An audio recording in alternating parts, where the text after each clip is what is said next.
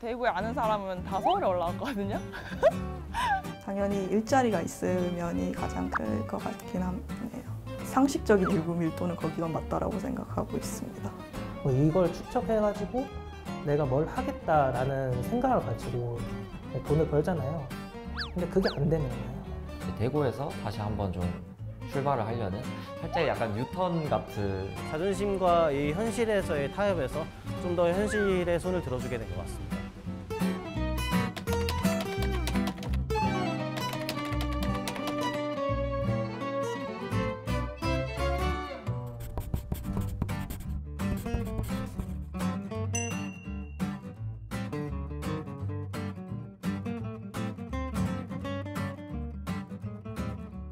지금까지 살아온 환경을 벗어나 다른 환경에서 살아보고 다양한 경험을 겪고 세상을 보는 시야를 높이는 것. 서울행은 나도 가족도 긍정할 수 있는 결정이었다. 주님의 영광을 위하여서 살아가는 하나님의 사람들 될 수 있기를 원합니다. 사람이 떡으로 살 것이 아니요 하나님의 입에서 나오는 생명의 말씀을. 처음에는 그랬다. 부푼 마음과 달리 정착해야 했던 곳은 한 평이 채 되지 않는 비좁은 고시원이었다. 아무래도 돈을 버는 목적이 지금 당장 쓰려고 살려고 이제 버는 것도 있지만 이걸 축적해가지고 내가 뭘 하겠다라는 생각을 가지고 돈을 벌잖아요. 근데 그게 안 되는 거예요.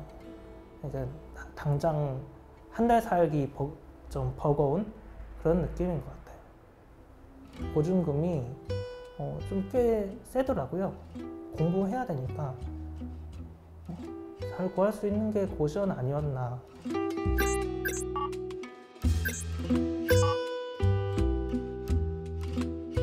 독서실 같은 느낌이고 좀 엄청 조용하고 뭐든지 다 이제 공용으로 생활을 하다 보니까 주방도 사람들이 있으면 다시 돌아가고, 그리고 서울이라는 이제 그 공간이 우리나라에서 정말 작은 부분이잖아요.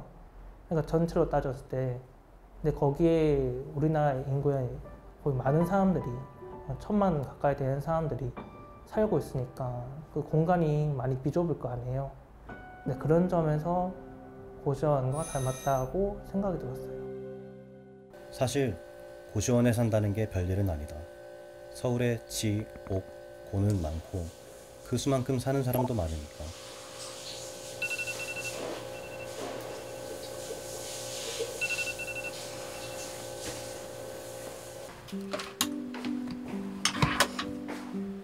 그곳에서 우연한 계기로 한 아저씨와 말동무가 됐다. 아저씨는 처음에는 이런저런 자기 인생사를 이야기하더니 어느새 각종 힘듦과 푸념, 누군가에 대한 비난을 쏟아냈다. 그러다 지친 나는 아저씨를 멀리하기 시작했고, 그렇게 우리는 자연스레 멀어졌다. 고시원은 내부 싸움도 잦았다. 좁은 이곳이 서로를 예민해지게 하는 것 같았다. 그런 생각을 하다 원룸을 구했다. 어느 날 뜬금없이 전화가 울렸다.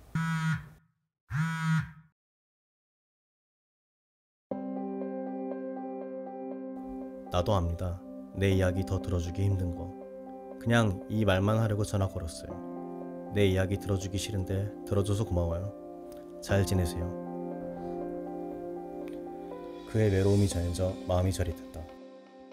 간단하게 끼니를 해결하고 있는데 한 아저씨분이 말을 거시더라고요. 언제 저녁 시간 때 불러내가지고 같이 식사라도 하자, 이런 얘기도 하시더라고요. 젊은 시절 이야기부터 해가지고 본인의 아들을 낳고 아들을 키우고 이제 다 장성한 아들 부부를 두고 이제 고시원에서 살게 된 어떤 사연의 이야기라든가, 고시원에서 겪고 있는 본인의 어려움들을 이야기하시는데, 그 부분들이 어떻게 보면은 저희 아버지 세대의 보편적인 상이라는 생각이 들었어요.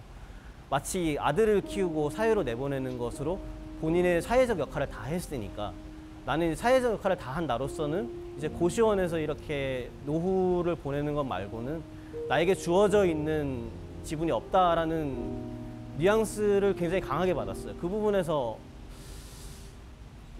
일종의 동정이기도 하고 어떻게 보면 나의 어떤 그런 내가 이 한국 사회에 적응해서 살아나가서 맞게 될 어떤 미래의 한 단편이라는 인상도 많이 받았고요. 약간 더 나은 삶에 대한 꿈을 키우고 싶은 입장이었는데 그분의 이야기를 듣고 있으면은 마치 저도 약간 좀 전망이 어둡다라는 느낌을 좀 받는 듯한 느낌이 많이 받았던 그런 영향에서 조금 감정적으로 멀리하게 되지 않았나라는 생각을 하게 돼요. 예, 그렇습니다. 서울에서 살기 힘들다고 말하는 건 조금 엄살처럼 느껴지기도 한다. 당연한 일 같으니까. 나는 서울살이에 금방 적응할 거라 생각했다. 취업도 했고 자취방도 있으니 곧 안정감을 얻을 것 같았다. 하지만 엄마의 집이 수도권에 있지 않아서 생기는 아쉬움은 여전히 나를 따라다녔다. 어느 날 우연히 한 수업에서 같은 대구 사람을 만났다. 그것도 같은 학교, 학과 출신. 반가웠다. 우리는 실컷 걸으며 떠들었다. 헤어질 때쯤 나도 모르게 이렇게 말했다. 여기서 사는 거 그렇게 돈 많이 들지 않아요. 대구랑 분위기도 비슷하고 그러니까 올라오면 우리 동네 살면 좋겠다. 나는 취업 준비를 하는 이들에게 서울에 올라오라고, 이왕 온다면 내가 사는 곳 주변으로 오라고 말한다. 하지만 나는 물귀신보다는 세이렌으로 분류되었으면 한다. 서울에 취업하면 좋겠다는 달콤한 말이니까. 저한테 사실 먼저 올라온 친구도 똑같은 권유를 했었는데 그때는 사실 왜 걔가 그렇게 말한지 이해를 하기가 어려웠어요. 그래도 혹시나 뭐 아프거나 할 때 가까이 있으면 편할 것 같고, 그래도 가끔 저녁 때 뭐 먹고 싶을 때 만날 수 있으면 편할 것 같고, 그런 기분이 들었던 것 같습니다. 지금 제가 한복을 입고 있는데 대구에서도 사실 이런 걸 파는 곳이 있는 건 알고 있었는데 워낙 입고 다니는 사람도 없고 그렇다 보니까 언젠간 사야지라고 생각을 했었는데, 회사에도 한복을 입고 다니시는 분이 계셨고 코엑스에서 한복 판매하는 행사를 한 번씩 하고 당연히 그런 거 좋아하시는 분들도 많이 뵙고 접할 기회도 많으니까 그때 벼르던 걸 사보자 이렇게 마음먹기에 좋았었던 것 같습니다. 서울에 좀 더 다양한 취향을 가진 사람들이 많아서 자유롭고 재밌다고 느끼고 있습니다. 달콤한 조각 케이크 맛있는 카페, 한적한 동네 산책로, 힘듦을 해소할 수 있는 휴식 장소를 찾는 것이 현대인의 지혜다. 특히 자연이 좋다. 서울에서도 마음 내려놓고 쉴 수 있는 숲이 있다. 누구에게나 숲은 필요하니까. 개인적인 생각으로 서울에 자연들이 없었다면 직장인의 오후 수치는 몇 배 이상이었을 거라 장담한다. 서울에는 모든 것이 포화 상태다. 한정된 지역에서 끊임없이 불어나는 사람들과 그들 사이에 일어나는 사건 사고들, 그보다 더 무서운 직각까지. 동경과 두려움을 동시에 느끼며 서울이라는 불구덩이로 들어가는 사람들을 멀리서 구경했다. 가능하다면 익숙한 대구에서 편안하게 살리라 다짐했다. 같은 서울이긴 하지만 여기 선유도 공원은 또 유난히 공원인데 선유도거든요. 주변에는 한강밖에 없어서 서울 안에 있지만 또 뭔가 떨어져서 하나의 자연이 있는 느낌이어서 유난히 여기 오면은 공기도 더 좋은 느낌이 들고 그리고 좀 정화가 되는 느낌이에요. 처음부터 서울에 오려고 했던 계획은 아니었고요. 제가 대구에 있는 대학교에 나왔는데 저는 익숙하고 편한 걸 좋아하는 사람이라 이왕이면 대구에서 계속 살고 싶었거든요. 근데 제가 마케팅 공부를 하고 싶어서 관련 교육기관들을 찾아봤는데 대구에는 그런 곳이 없더라고요. 관련 일자리도 확실히 거의 90%가 서울에 몰려 있어서 뭐 마케팅을 준비하는 분들이라면 거기가 종착지일 수밖에 없는 여정이 됐죠. 전 좀 시끌벅적하고 사람 많고 북적북적대는 이런 서울보다는 고즈넉한 그런 대구가 가끔 떠올라요. 잦은 야근과 병원 방문. 어느새 퇴산날을 생각하면 불안보다 기대가 커졌다. 하루빨리 쉬고 싶었다. 마지막 회식 날 직장 동료들에게 제가 너무 동태눈이었죠? 라고 말하자 다들 걱정 많이 했었어요. 표정도 너무 어두워지고 무슨 힘든 일이 있나 하면서. 이렇게나 나를 걱정해주던 이들이 주변에 있었는데 그동안 좀 더 잘해줄걸.